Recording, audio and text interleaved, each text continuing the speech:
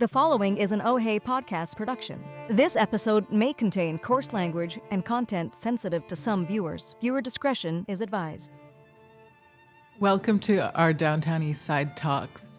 I'd like to first acknowledge that this show is happening on the unceded traditional and ancestral lands of the Musqueam, Squamish, and Tsleil-Waututh nations.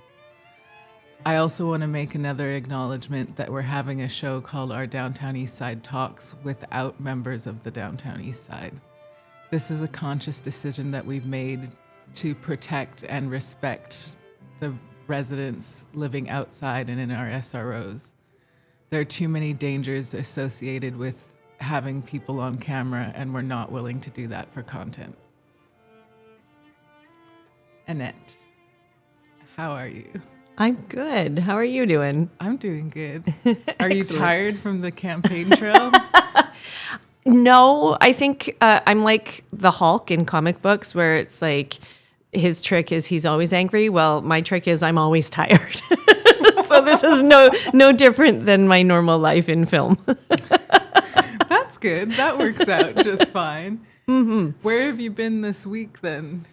Oh, gracious. I just came from another interview, actually, and I had another one online before that. I was dealing with some gender equity and media business before that. I'm on the board of this nonprofit society. And then yesterday I was, at the South Granville and Fairview town hall all candidates meeting. Oh, another one. There's been so many of those. How many have ones. you done? I think that might have been the 10th one.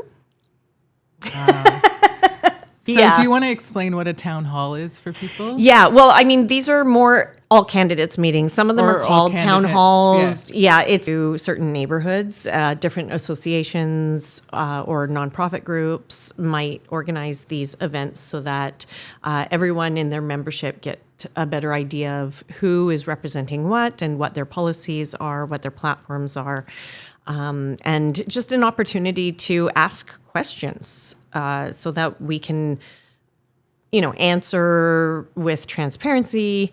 And it's been really great, honestly, getting to know each of the different neighborhoods in the city. Right. Now, I forgot to say you're a Vancouver Green. So what does being a Green mean to you? As far as being a Green, it was the Green principles that really brought me to running for politics, I'd say. I've been voting Green for years because my integrity told me that that's what I needed to do. But when I really started delving into the group and what it meant, we're talking about, celebrating diversity. We're talking about participatory democracy, getting people's voices heard. We're talking about nonviolence, protecting the environment, sustainability. And when we talk sustainability, we're not just talking environmental sustainability. We're talking policies. We're talking processes and systems that will be sustainable. When I think of Green Party, I think of like environmental stuff, but sustainability in that framework is quite interesting. Yeah. I think the biggest misconception with the Green Party, from my perspective, is people thinking it is all about the environment. And what we're more about is factual, evidence-based decision-making. And the evidence has shown that we're in a climate crisis. So which is why the Green Party really came into being, is that nobody was paying attention to this evidence. And so it was imperative that somebody start talking about it on the political level. And that's when the Green Party came into existence. Adrian Carr did so much work bringing this party recognition in Canada on all levels. And finally, Vancouver accepted her as a voice on council, and she maintained that until her retirement.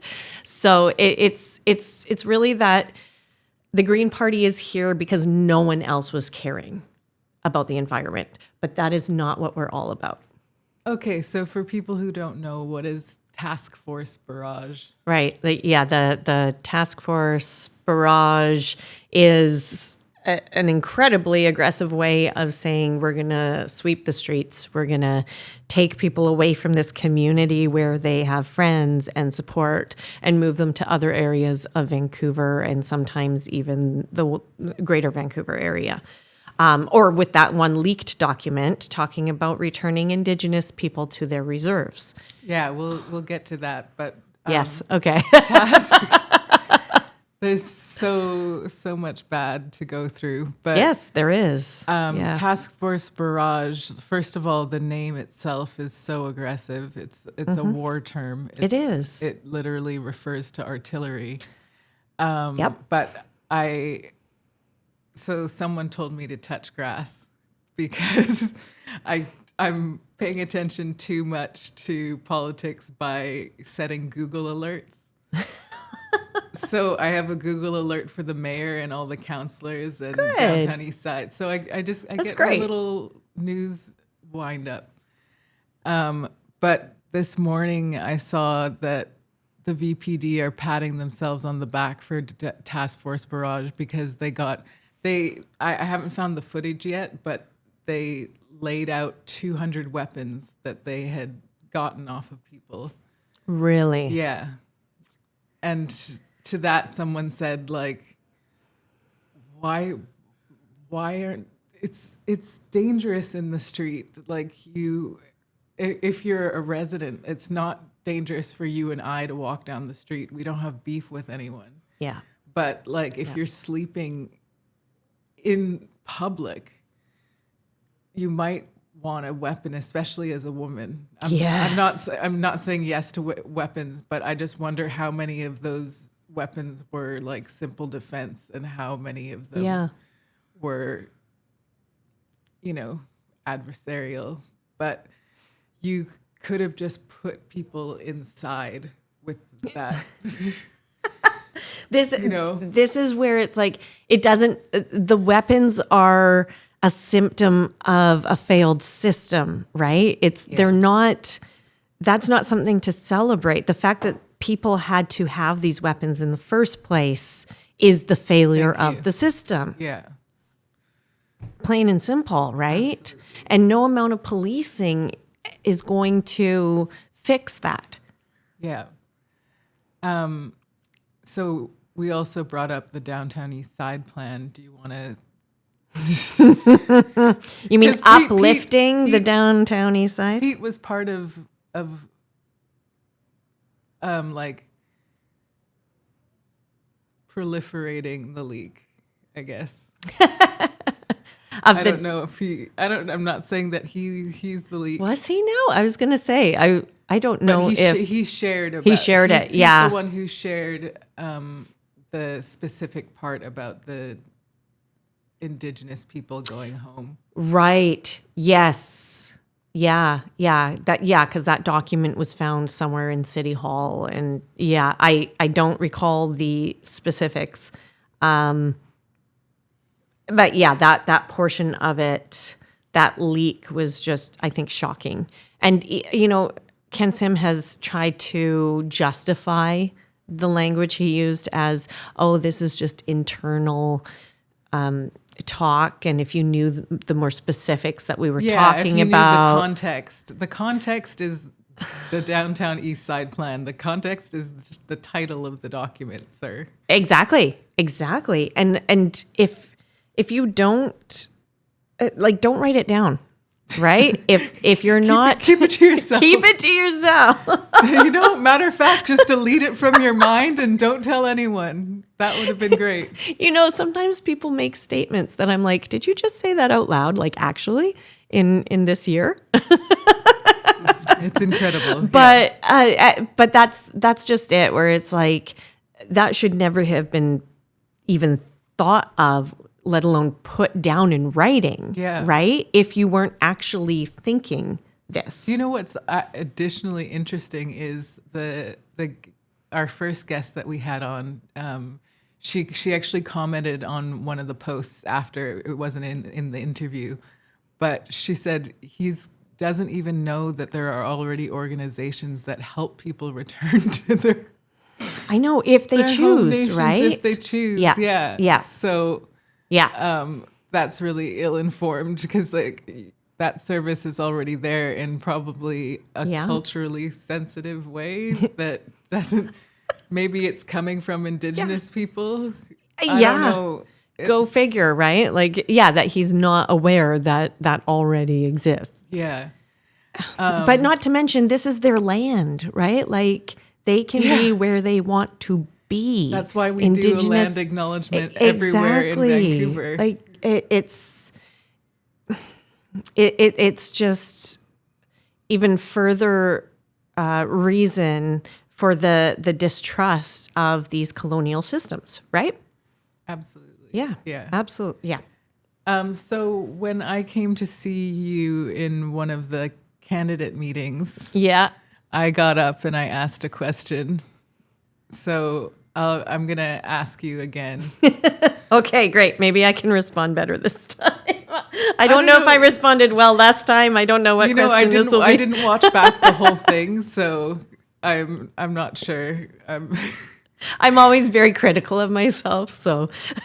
Don't worry about it. They really put you on the spot in those things. Oh, they sure do. Because you have no idea what the question's going to be. Yeah, But for sure. anyway, I asked you all, I said, Ken Sims' plan for the Downtown Eastside was recently leaked. Mm-hmm.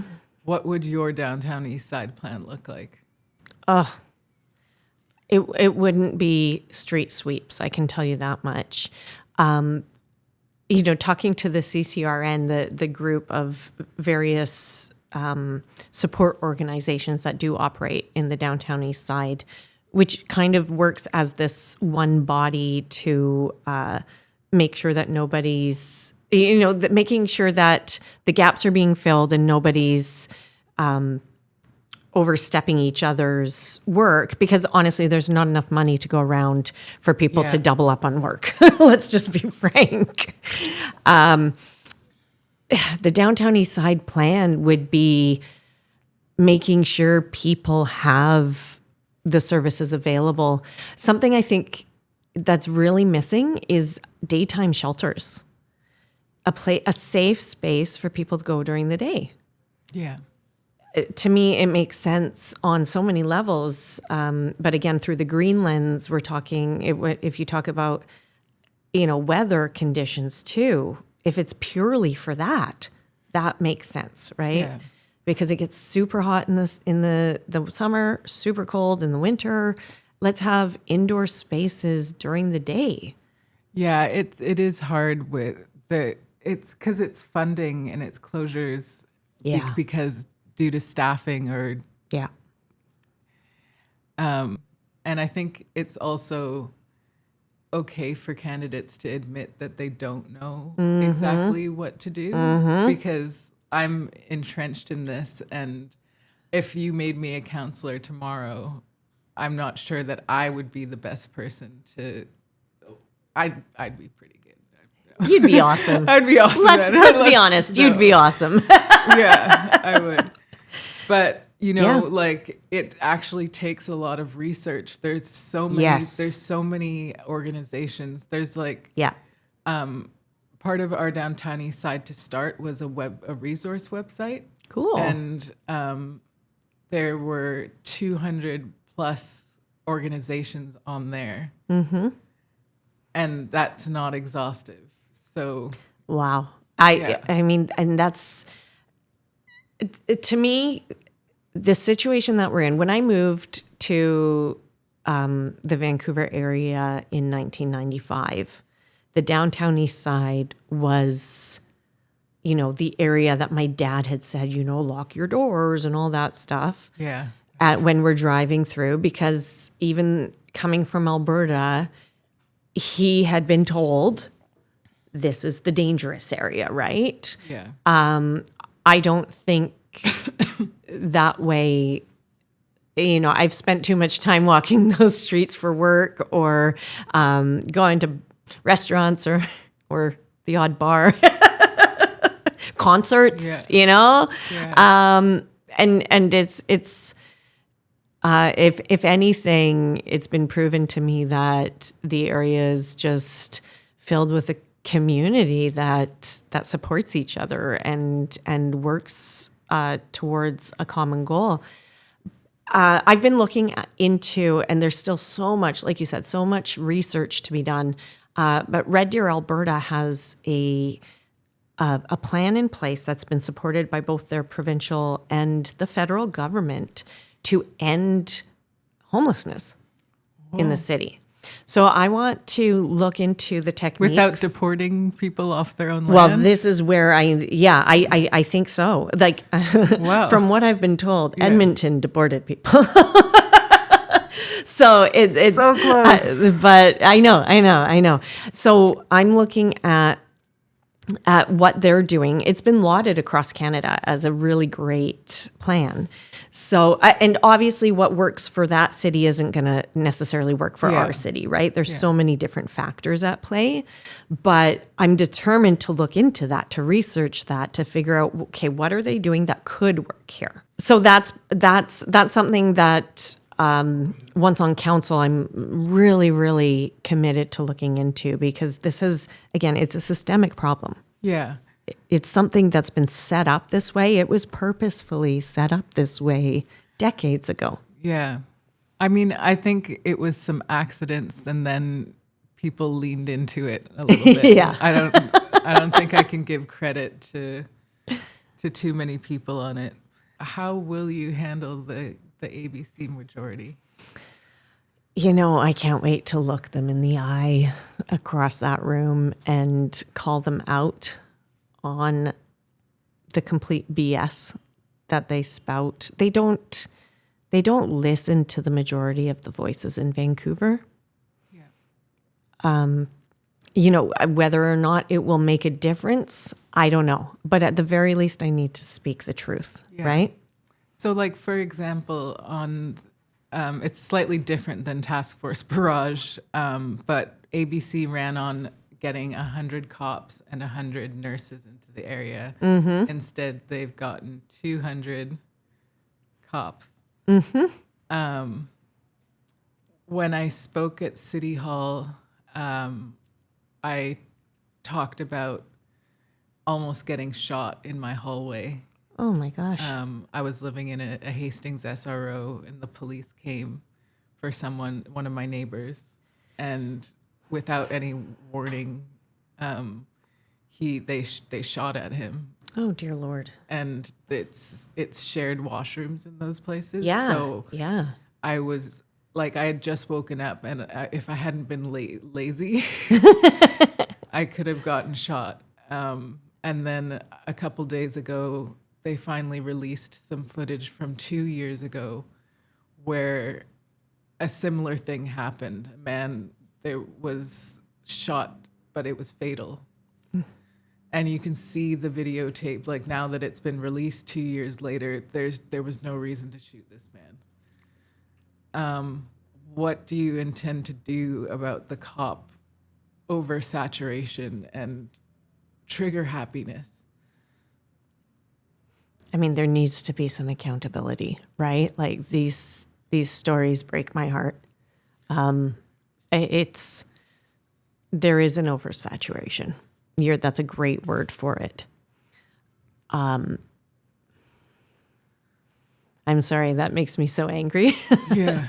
I'll try to laugh it off, but it's nervous laughter because it's so, like, it's disturbing, right? Yeah.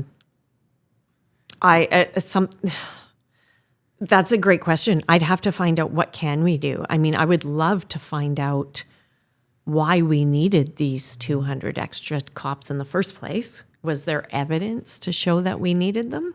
Well, I don't think so. not good evidence, not good research. Exactly. Exactly. But now they're throwing out percentages like the city is 10.2% safer. And it's like, but for who? Exactly. That's exactly it. Like, property crime is down. So there's not as many break and entering in Kitsilano. That's nice. East Van, sure, maybe, who knows, right? Like maybe that's what that means. That's the kind of stuff I would love to run some sort of audit.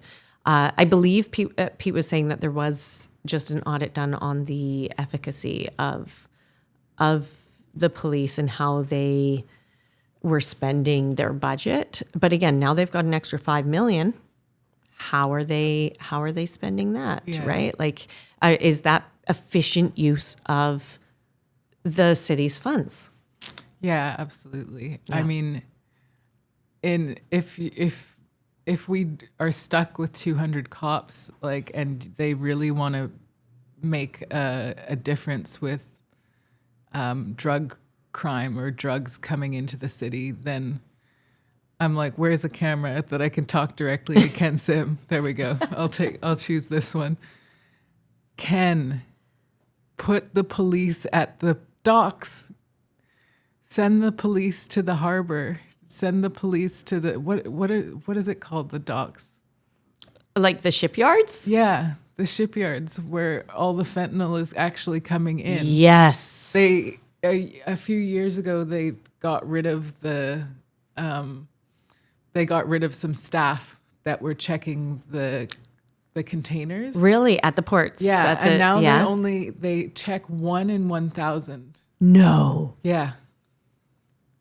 That's Send your police ridiculous. Yeah, send the police there. There we go. Send your police there, please. Okay. The issue is less about the people of the Downtown Eastside. It's more about where are these drugs coming from, right? Why are the police not focusing on the people taking advantage of the people in the Downtown Eastside? I mean, the thing is that people who are doing drugs are self-medicating, right? Mm-hmm. So they need their medicine either way. So it's not necessarily good to cut off the drug supply completely. If the police could do that, say that they went the port. Why couldn't I think of it? If they could go down to the port and stop all drugs, because the ports are bringing drugs for the whole country. Mm-hmm. Mm-hmm. And anywhere there's water and those big containers can go, that's where our drugs are coming from. Yeah. They're not going over borders like Trump says. So if people are self-medicating, they still need their medicine. So that's where you can't crack down on gangs without having safe supply. Yes. I mean, that's such a beautiful point to make. It's, again, we're talking about the victims, right? We're talking about the people who have not been given the support that they need for whatever their life circumstances are. And so they may have gone to drug use to medicate. And yeah, we need those safe supply spots. We need, to me, it's absolutely illogical to cry out about this fentanyl crisis, about this poison drug crisis, without providing a safe space for people to take their medicine, as you're saying. Exactly. Right? Yeah. The province actually just shut down some programs, and Dulf, who were some younger people that tried to give out safe supply, they're being taken to court. So really, yeah. So it's like 200 cops for the drug dealers or the drug lords. Like, they should target the actual gangs. You're absolutely right. And with the Task Force Barrage, they did talk a lot when they launched it about going after the gangs and going after the predators. Then they should be doing it in Shaughnessy and Kitsilano, not the Downtown Eastside. There you go. That's where you send your 200 cops. Talk to me about that. What's going on in Shaughnessy and Kitsilano that, as far as drugs are good money. So what do you do when you have money? You buy a nice place. You go buy a nice place. Yeah. You go and live in a nice neighborhood. You don't go live where your minions are.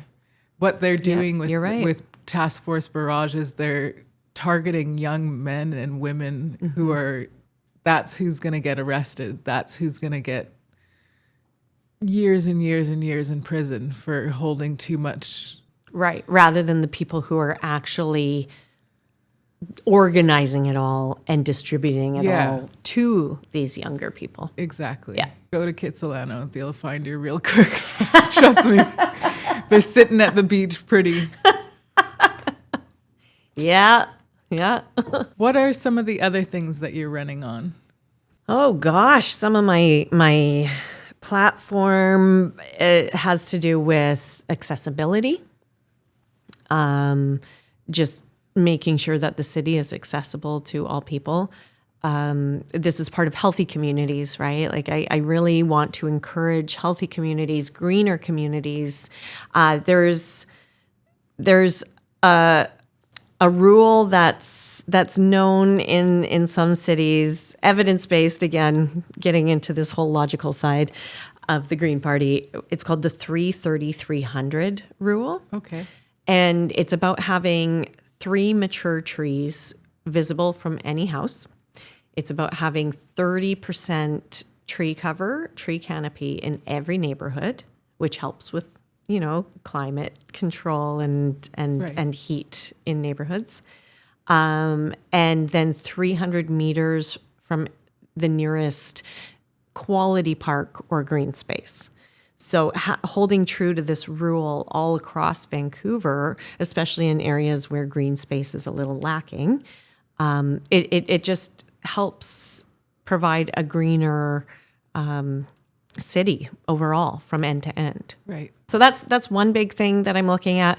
Obviously, the accountability and transparency thing is, at this point, the number one thing, since anybody who comes into council right now who's a progressive is still going to be at the mercy of ABC, right? They will still hold more seats than, even if we include Rebecca Bly, who's now an independent because she got kicked out. Right. Even if we include her on our side, they still have the voting share, right? Yeah, they still have the majority. So just to sort of explain, there are 10 people on council and a mayor. Yes. So the mayor is supposed to be the tiebreaker, but what's happened with ABC is that they have how many people? What was theirs? Well, it was 7 plus the mayor, and then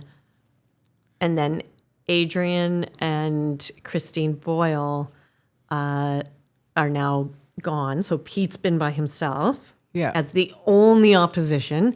And then Rebecca Bly was removed from ABC. So she's now an independent. But so it doesn't make it, if it would be basically a fair fight if it was 5 and 5, it might be, but because the mayor is on the ABC party, basically any motion that his team passes will pass. Yeah. Exactly.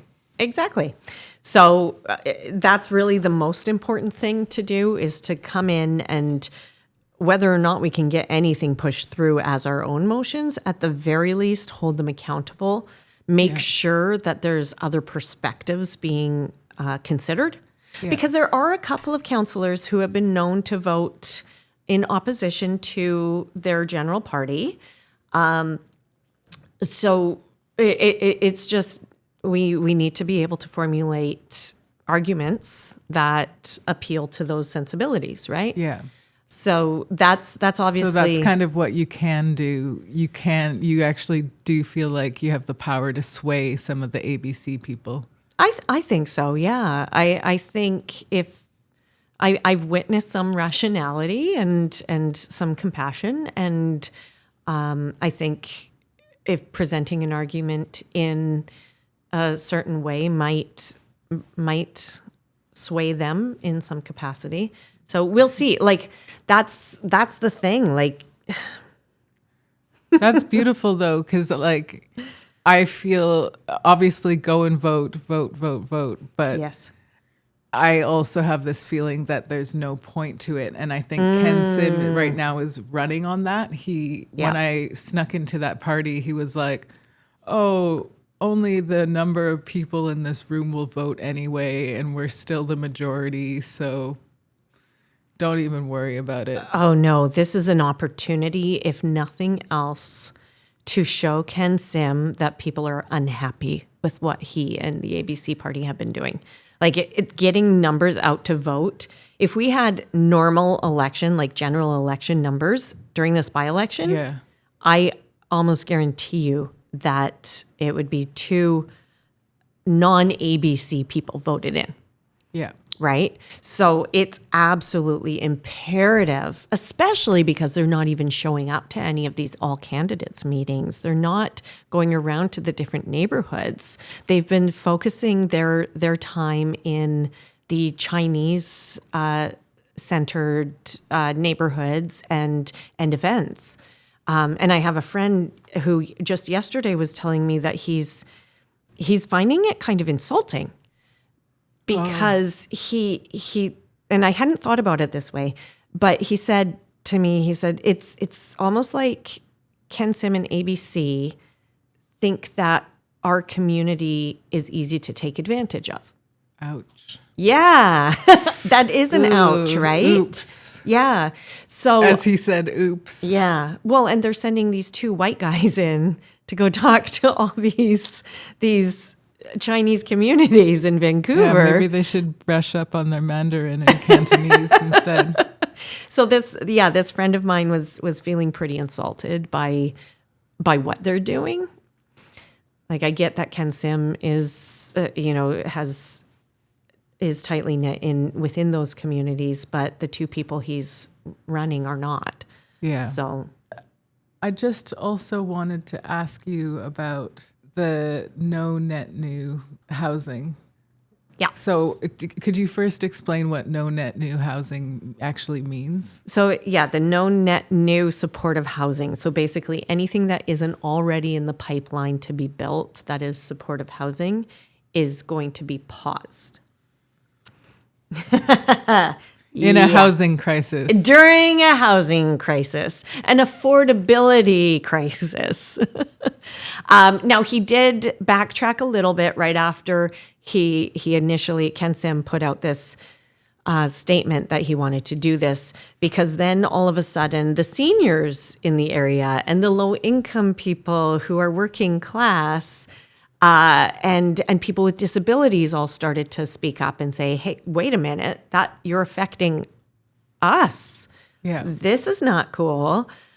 So really, the motion that ended up on the table in council wasn't directed at all of Vancouver. It was directed at the Downtown Eastside. Let's just be totally honest about that, right? This was not a motion that was he took back his words about it being for seniors and disabled, and it's just gross what he did. And I went to council that day to speak against this. Oh, you did as well? Oh, yes, I did.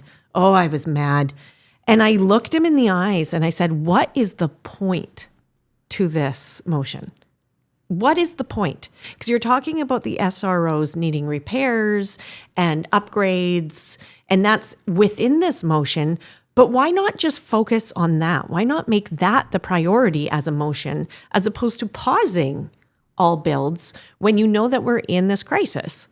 Yeah, absolutely. To me, it does not make sense. All it does is show me that he has no compassion for the Downtown Eastside, that he's got a bigger plan at play here. And I think we all know what that plan is. Gentrification. Yeah, not in my backyard. He is not a mayor for all of Vancouver. He's a mayor for himself and his own best interest. Now, I saw this kind of little phony poll on Instagram about who was going to give Ken Sim the most hell. Oh, and who won it? You weren't. It was Sean Orr that won it. You weren't. Sweet. You weren't at the top. But how will you give him hell? I think what people misinterpret about me the most is my kindness and respect for people gets misinterpreted as meekness. I'm not a meek person. Ooh. I'm very fiery.